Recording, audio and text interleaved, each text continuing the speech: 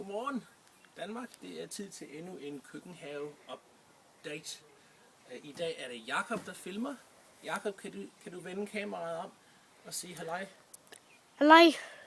Godmorgen Danmark. Morgen. Okay, så vores majs er i fuld gang, så der er 1, 2, 3 majskolber i hvert fald på vej. Og den her der er nummer 4, 5 derovre. Vores gulerødder er ikke så store endnu, men det var ikke længe før de er klar. Men herover kan I se vores zucchinier. Så vi har allerede plukket et par stykker, og der er i hvert fald en klar til plukning og 2, 3 mere på vej. Så herover, There's one growing there. ja, vores tomatplanter er så småt begyndt at blomstre.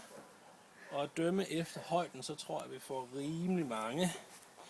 Vores basilikum skov er stadigvæk relativt produktiv, men vi er begyndt at give væk af det, så om ikke så længe, så kan alle de små planter hernede, de kan begynde at vokse. Men her er mysteriet. Hvem har spist vores persille? Jeg kan ikke se nogen sneglespor. Jeg tror, der har siddet en eller anden her. Så vi gætter på, at det er en possum. Jakob, tror du, det er en possum, der har spist den? Who's eaten our parsley? Possum. Ja. Yeah. Og vores chiliplanter er stadigvæk på vej op. Jeg skal lige have bundet de her tomater op, så vi kan få lidt mere lys. Men det bliver spændende at se, hvad vi får af chilier. Det var alt for nu. Lukas, vil du sige hej? Vent lidt.